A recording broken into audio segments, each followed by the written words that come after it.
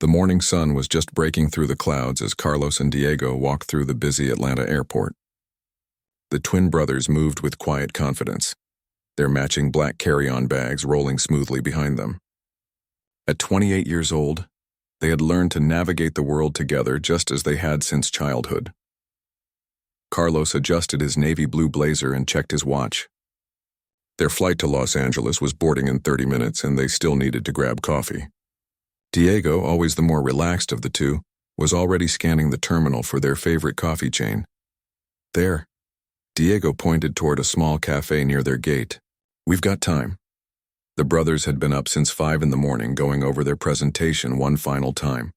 Today wasn't just any business trip. They were flying to meet with investors who could change everything for their small tech company.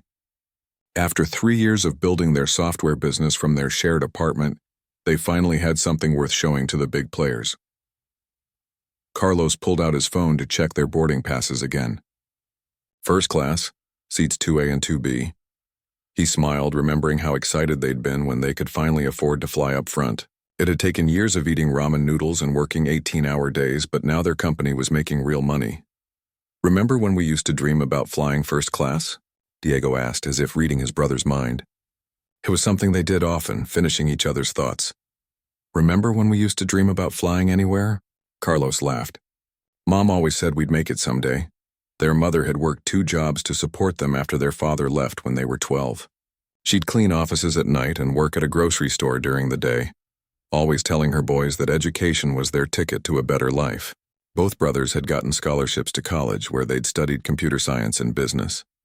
The coffee line was short, and soon they were walking toward their gate with steaming cups in hand. The terminal was filling up with morning travelers, business people checking emails, families heading to vacation destinations, and college students with oversized backpacks. "Gate 47, Carlos said, spotting their boarding area ahead. "Looks like they're already boarding first class."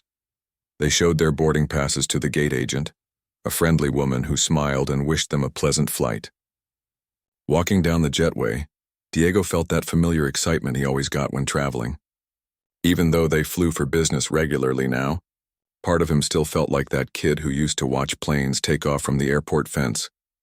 The flight attendant at the plane's entrance welcomed them aboard with a professional smile. "Good morning, gentlemen. First class is right up front."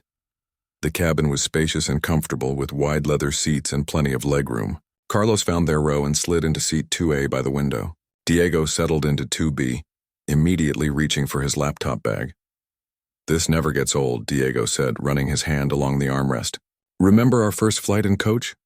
That guy behind us kicked your seat the entire time.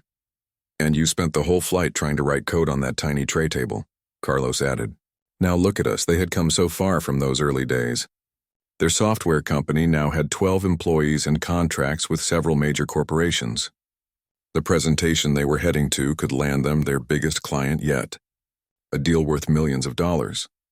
As other passengers boarded, the brothers pulled out their tablets and began reviewing their materials one more time. They had practiced this presentation dozens of times, but Carlos always believed in being over-prepared. The slides were perfect, the demo was flawless, and they had answers ready for every possible question. "You think they'll go for the premium package?" Diego asked, scrolling through their pricing options. "If we present it right, they will," Carlos replied. "The numbers speak for themselves. Our software can save them 20% on their logistics costs in the first year alone." A businessman in an expensive suit walked past their row, glancing at his boarding pass with a confused expression. He was middle-aged, probably in his 50s, with graying hair and the kind of watch that cost more than most people's cars. He stopped and looked at the seat numbers above Carlos and Diego, then back at his boarding pass. The man stood there for a moment, seeming unsure. Carlos noticed him but didn't think much of it. People got confused about seat numbers all the time. The businessman continued down the aisle, and Carlos went back to his presentation notes. Diego was testing their software demo on his tablet, making sure everything would work perfectly during their presentation. The app they had developed was genuinely innovative, something that could revolutionize how companies manage their supply chains. It had taken them 2 years to build, working nights and weekends while keeping their day jobs to pay the bills. "The animation looks great," Diego said, showing Carlos the screen. Remember when we couldn't afford proper graphics software? We've come a long way from those free design programs, Carlos agreed. Though I still think some of our best ideas came from those late nights in the apartment. The plane was nearly full now, with passengers settling into their seats and flight attendants moving through the cabin. Carlos looked out the window at the ground crew preparing for departure. He loved this moment before takeoff, the anticipation of going somewhere new, even if it was for business. Their company had grown beyond what they had ever imagined when they started. What began as a simple idea scribbled on a napkin during a college study session had become a thriving business. They now had an office in downtown Atlanta, a team of talented developers and clients across the country. Diego closed his laptop and leaned back in his seat. "You nervous about today?" "A little," Carlos admitted, "but good nervous. The kind that means something important is about to happen." "Mom would be proud," Diego said softly. Her boys flying first class to close million-dollar deals. Their mother had passed away 2 years earlier, just as their company was starting to take off. She never got to see their success, but both brothers knew she would have been thrilled. She had always believed in them, even when they weren't sure they believed in themselves. The flight attendants were now going through their safety demonstration. Carlos had heard it hundreds of times before, but he always paid attention out of habit. Diego was already back on his tablet, making final adjustments to their presentation. In just a few hours, they would be in Los Angeles, ready to pitch their biggest deal yet. The meeting could change everything for their company, taking them from a small Atlanta startup to a major player in their industry. All those years of hard work, all those sleepless nights, all those times they wondered if they were crazy to think they could make it. Everything had led to this moment. The plane began to push back from the gate, and Carlos felt the familiar excitement of another adventure beginning. He had no idea that this flight would become one of the most important moments of their lives, but not for the reasons he expected. The plane had been in the air for about 20 minutes when Carlos noticed the same businessman from earlier, making his way up the aisle. The man was walking slowly, checking seat numbers as he went, and he had that determined look people get when they think something isn't right. Diego was deep into reviewing their client research, completely focused on his tablet screen. He had that intense concentration he always got before big presentations, the kind where the world could be ending around him and he wouldn't notice. The businessman stopped right next to their row and cleared his throat loudly. Both brothers looked up from their work. "Excuse me," the man said, his voice carrying that tone people use when they think they're being very reasonable but are actually being anything but. "I believe you're in my seats." Carlos blinked, confused. "I'm sorry, what?" "These seats." The man gestured toward their row. 2A and 2B. They're supposed to be mine. Diego looked at his brother, then back at the man. "I think there might be some confusion. These are definitely our seats." He reached into his jacket pocket and pulled out his boarding pass, holding it up so the man could see. The businessman barely glanced at the boarding pass. "Well, there's obviously been some kind of mistake. I always sit in these exact seats when I fly this route. The airline knows I prefer them." "But we bought these seats," Carlos said, keeping his voice calm and polite. "We have our boarding passes right here." "Look," the man said, and Carlos could hear his patience wearing thin. "I don't know what kind of mix-up happened at the gate, but I need these seats. I have important work to do, and I specifically requested this row." Other passengers were starting to notice the commotion. A woman across the aisle looked over with interest, and the businessman in the row behind them had paused his phone conversation to listen. Diego held up his boarding pass again, more insistently this time. "Sir, with all due respect, we purchased these seats weeks ago, see? Right here, seats 2A and 2B. The man waved his hand dismissively. "Boarding passes can be wrong. The system makes mistakes all the time. I'm telling you, these are my usual seats." That's when the flight attendant appeared. She was a woman in her 40s with perfectly styled blonde hair, and the kind of smile that looked professional, but didn't reach her eyes. Her name tag read Jennifer. "Is everything all right here, gentlemen?" she asked, though air tone suggested she had already decided who was causing the problem. The businessman immediately turned on the charm. "Oh, thank goodness you're here. There seems to be some confusion about the seating. These gentlemen are in my seats, and I was hoping you could help sort this out." Jennifer looked at Carlos and Diego with that expression flight attendants get when they think someone is being difficult. "May I see your boarding passes, please?" Both brothers handed over their boarding passes immediately. Jennifer looked at them, but Carlos got the feeling she wasn't really studying them carefully.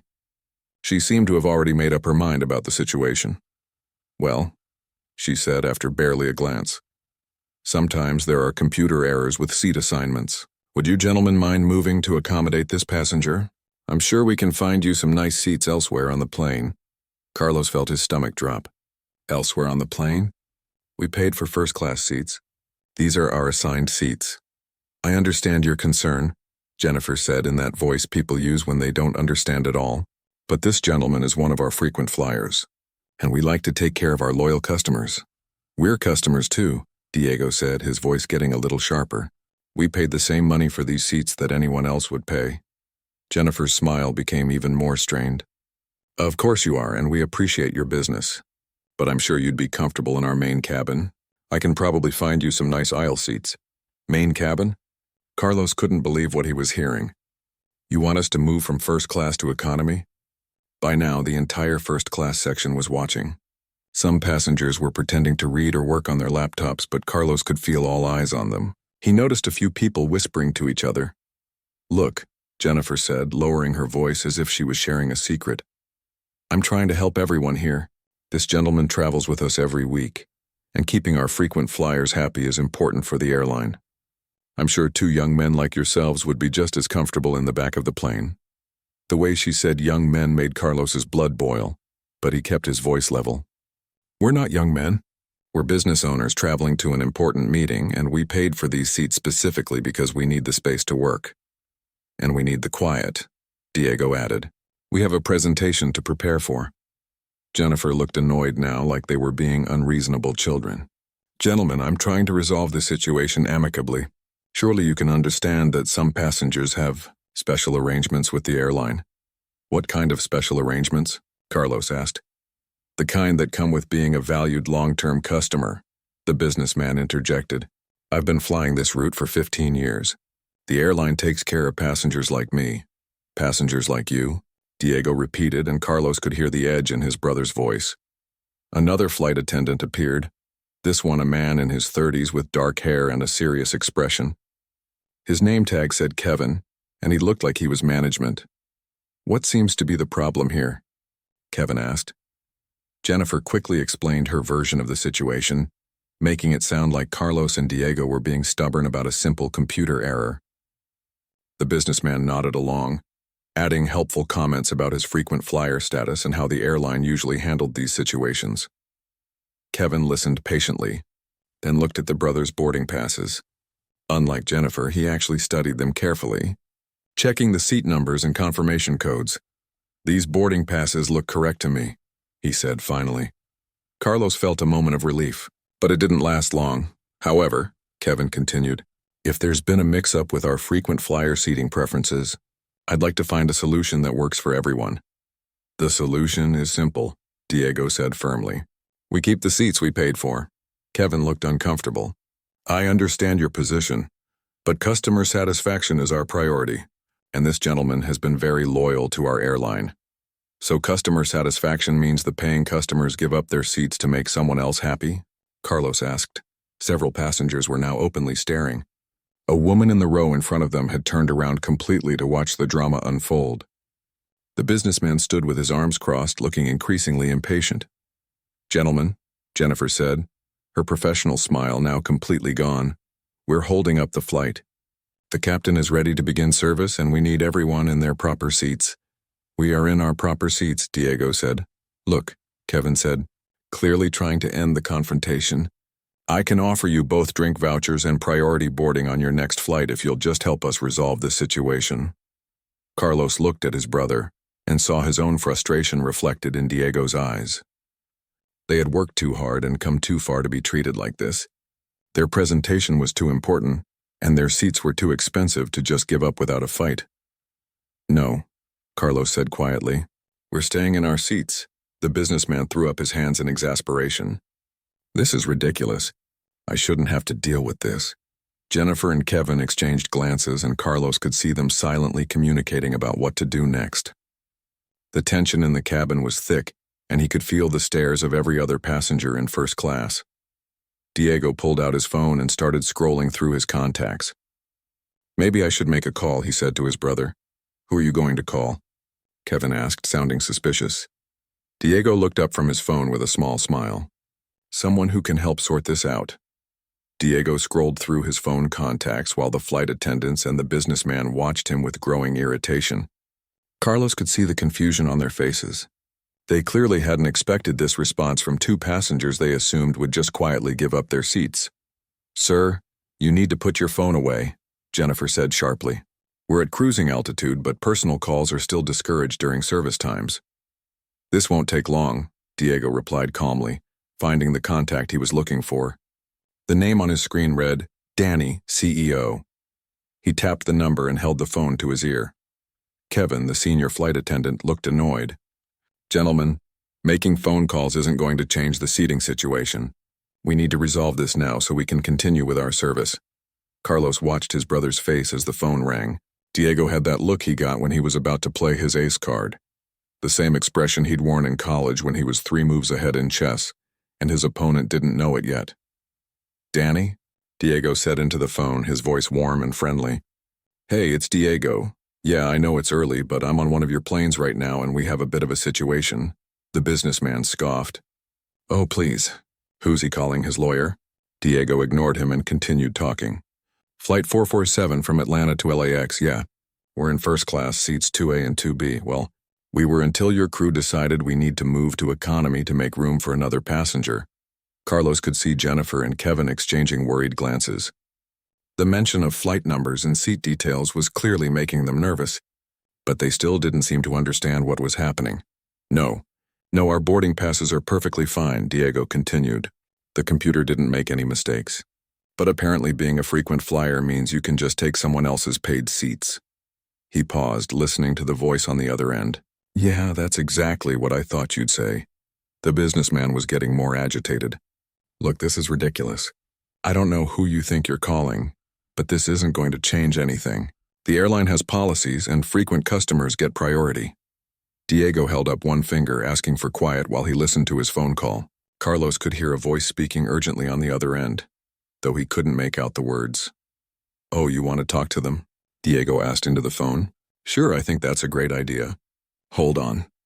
He looked up at Kevin, who was clearly the senior crew member. "My friend would like to speak with you." Kevin looked confused but skeptical. "Sir, I don't know who you think you're calling, but—" "It's Danny Richardson," Diego said casually. "He's the CEO of this airline. I think you know him." The change in Kevin's expression was immediate and dramatic. The color drained from his face and his confident posture deflated like a punctured balloon. "Jennifer looked like she might be sick. That's not possible," Jennifer stammered. "You can't just call the CEO of an airline." "Sure you can," Diego said with a grin. "When he's your college roommate and one of your best friends." He held the phone out toward Kevin. "He'd like to have a word with you." Kevin stared at the phone like it might explode. I can't. This isn't how things work." "Take the phone, Kevin," Carlos said quietly. "Answer it." With shaking hands, Kevin took the phone and held it to his ear. "Hello? This is Kevin Patterson, senior flight attendant on Flight 447.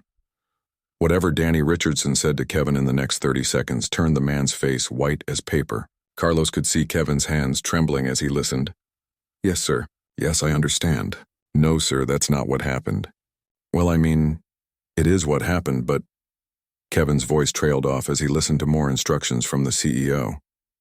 The businessman was looking back and forth between Diego and Kevin, clearly trying to understand what was happening. Other passengers in first class had given up any pretense of not watching and were openly staring at the drama unfolding. "Yes, sir, absolutely, sir. Right away, sir," Kevin said into the phone.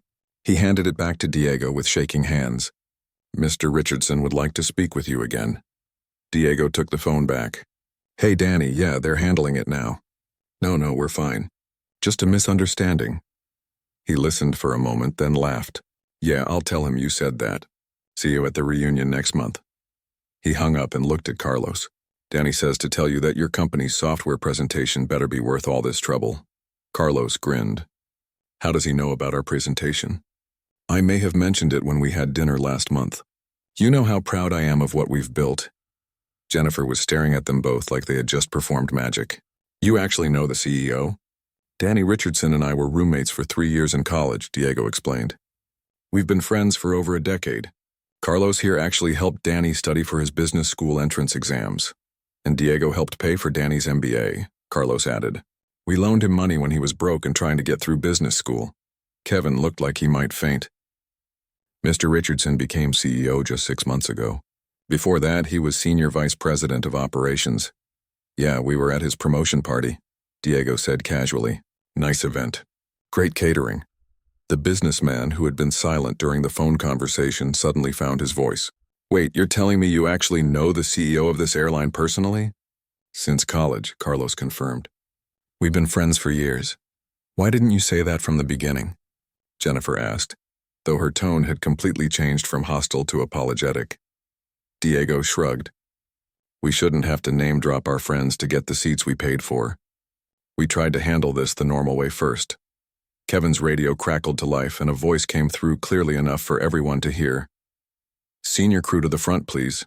Priority message from executive office. Kevin fumbled for his radio. This is Kevin, go ahead. Kevin, this is Captain Martinez. I just received a call directly from CEO Richardson's office. Is there a situation with passengers Thompson in 2A and 2B? Kevin's voice cracked slightly. Yes, Captain. We were just resolving it. Well, resolve it faster.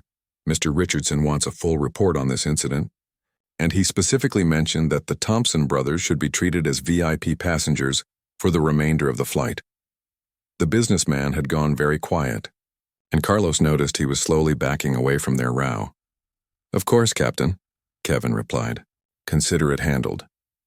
Carlos looked around the first-class cabin and saw that every passenger was still watching them. Some looked impressed, others seemed amused, and a few appeared to be taking notes, probably planning to share the story later. Diego opened his laptop back up. Well, now that that's settled, we should probably get back to work on our presentation. Jennifer was standing there looking mortified. Gentlemen, I am so sorry about this misunderstanding. Is there anything I can get you? Drinks, snacks, anything at all? Coffee would be great, Carlos said kindly. We've got a lot of work to do before we land. Right away, sir. The best coffee we have on board. As Jennifer hurried away, Kevin lingered for a moment. Mr. Thompson, I want to apologize personally. This should never have happened. Apology accepted, Diego said.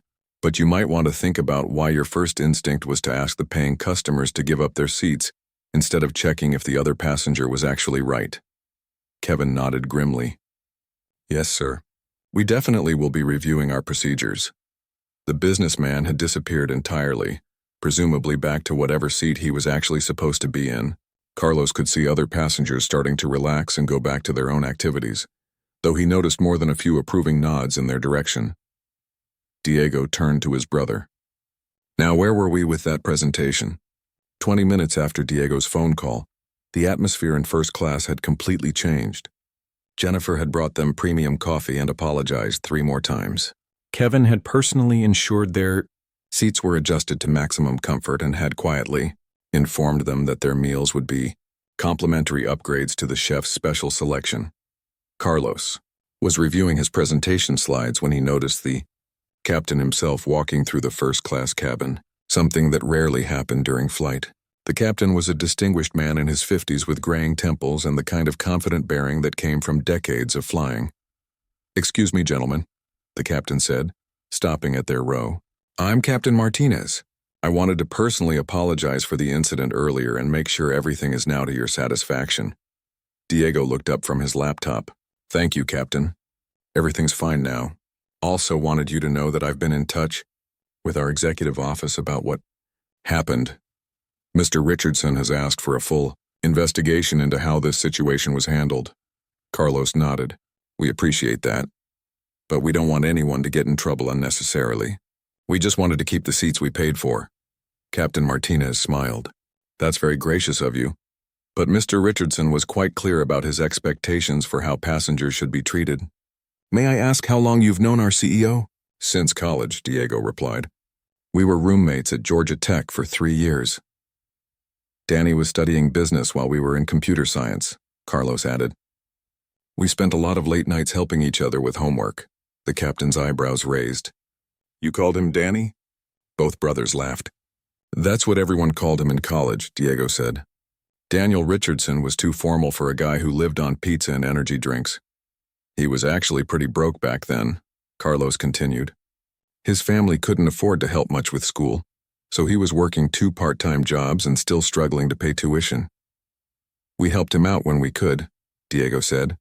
Carlos here was always good with money, even in college. He helped Danny budget and plan for business school.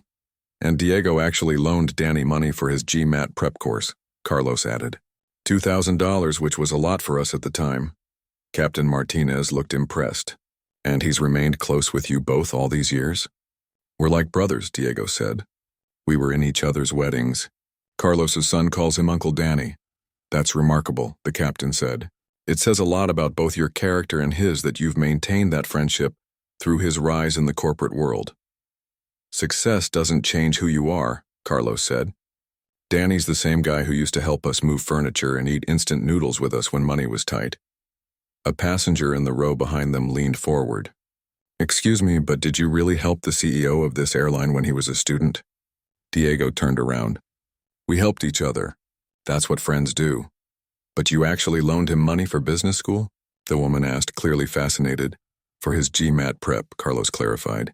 He paid us back as soon as he got his first job after graduation. With interest, even though we told him not to.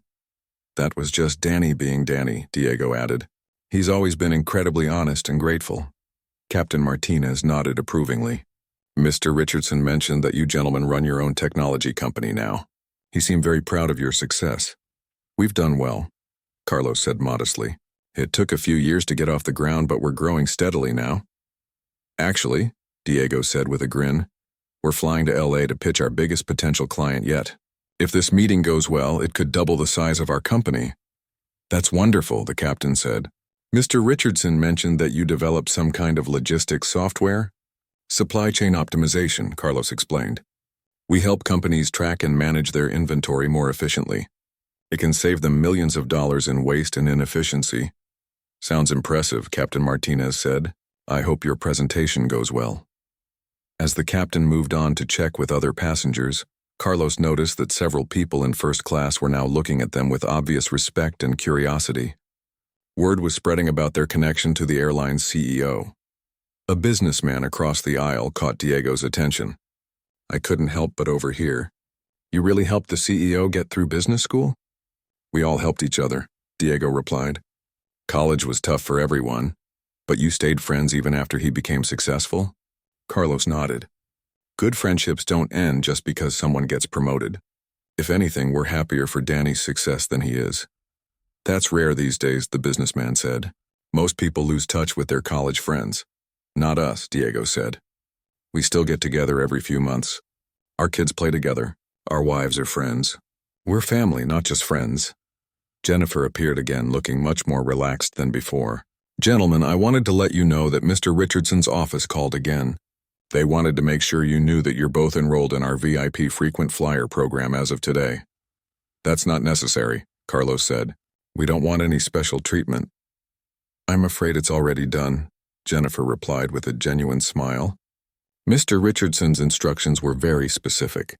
He said, and I quote, anyone who helped me get through business school deserves first-class service for life.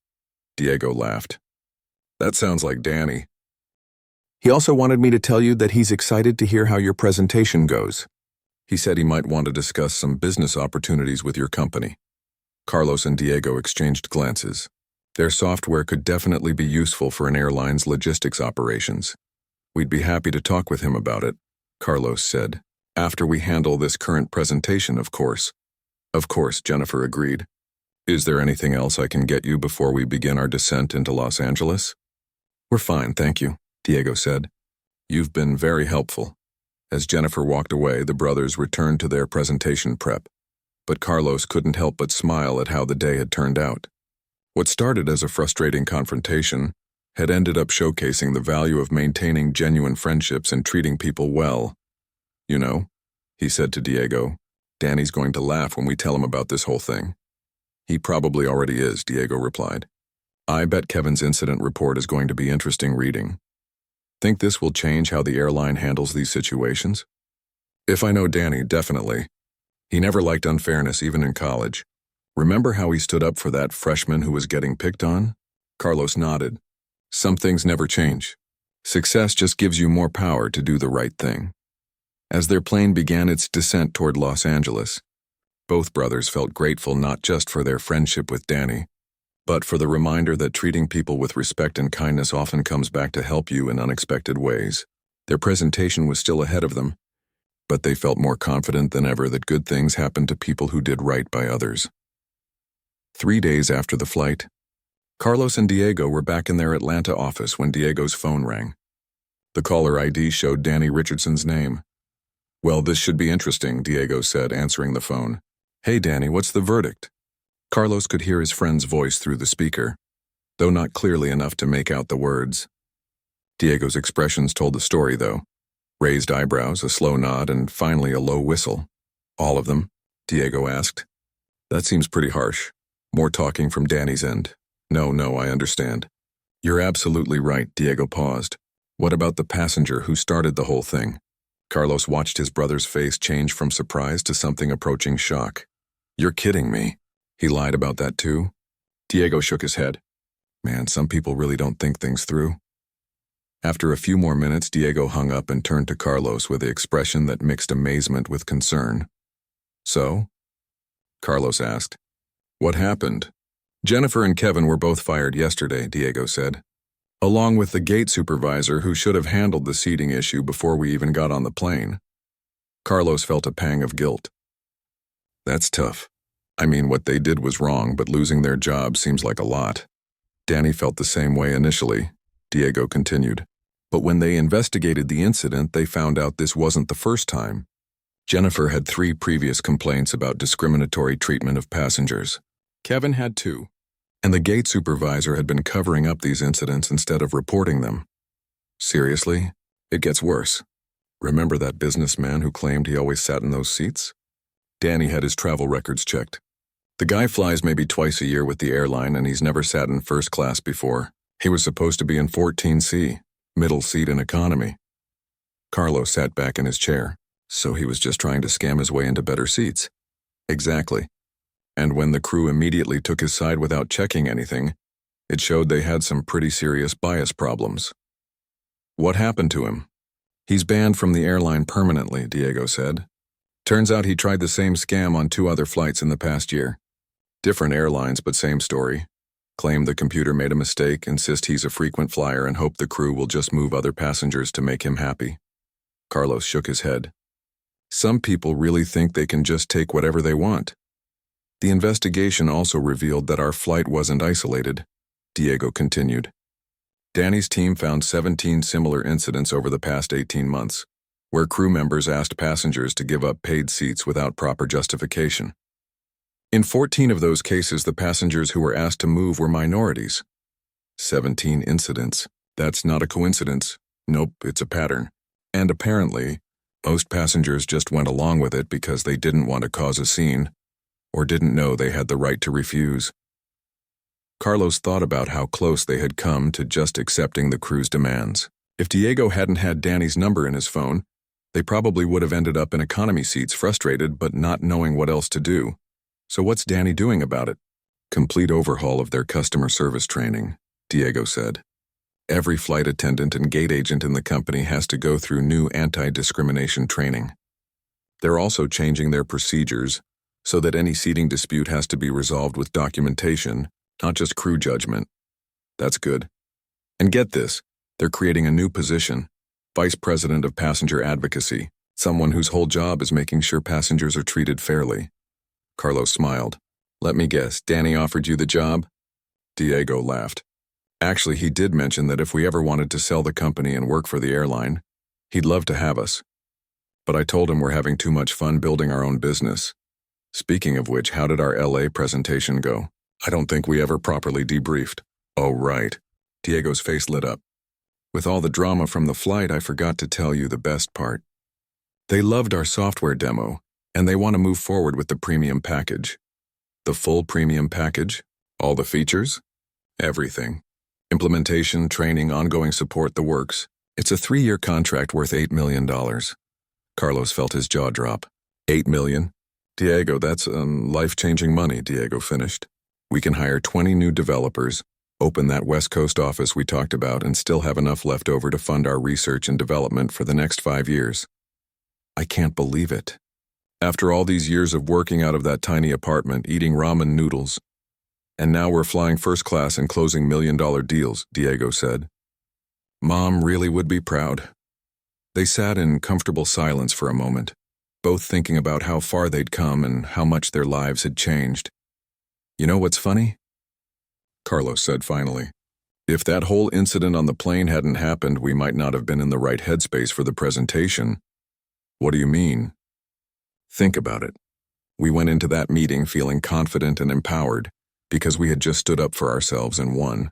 We weren't nervous or apologetic. We presented our software like we knew it was valuable because we had just been reminded of our own worth. Diego considered this. You might be right. I definitely felt more assertive than usual during the presentation. And now Danny wants to talk to us about airline logistics software. Our network is expanding in ways we never expected. The ripple effects of doing the right thing, Diego mused. We stood up for ourselves, it exposed problems at the airline. People got held accountable, procedures improved, and we made a powerful business connection. Carlos's phone buzzed with a text message. He glanced at it and smiled. Danny just texted me, he said. He wants to know if we're free for dinner this weekend. Apparently, he'd like to discuss how our supply chain software might work for airline operations. That could be huge, Diego said. Airlines have incredibly complex logistics needs. It could also be another 8-figure contract. From the guy whose GMAT prep we helped pay for, Diego laughed. I love how life comes full circle sometimes. Carlos looked around their office, taking in the busy hum of their 12 employees working on various projects. Through the windows, he could see downtown Atlanta stretching out below them, full of possibilities. You know what I want to do? He said suddenly. What? I want to create a scholarship fund. For students who need help with test prep, application fees, things like that. The kind of help we gave Danny, but for kids who don't have friends with extra money. Diego's face broke into a wide grin. I was just thinking the same thing. We could call it the Richardson Scholarship Fund after Danny. He'd hate that. Too much attention. Fine, we'll call it something else. But we should definitely do it. Help other people the way we helped each other. And the way Danny's policy changes will help future passengers, Carlos added. It's all connected, Diego said. Good actions create more good actions. Carlos stood up and walked to the window, looking out at the city where they'd built their business from nothing. In a few days, they'd signed the biggest contract in their company's history. They had a potential second major client interested in their services. And most importantly, they had been reminded that standing up for what's right, maintaining good friendships, and helping others succeed would always come back to benefit them in the end. We should probably get back to work, he said finally. We've got 20 new employees to hire and a West Coast office to set up, and a dinner with an airline CEO to plan for, Diego added with a smile. As they returned to their computers, both brothers felt grateful not just for their success, but for the journey that had brought them to this point. Sometimes the most important moments in life came disguised as frustrating problems, and the best outcomes grew from simply refusing to accept unfair treatment. The incident on the plane had started as a confrontation, but it had ended as a reminder of the power of friendship, the importance of standing up for what's right, and the unexpected ways that doing good in the world tends to create opportunities that no amount of money could buy.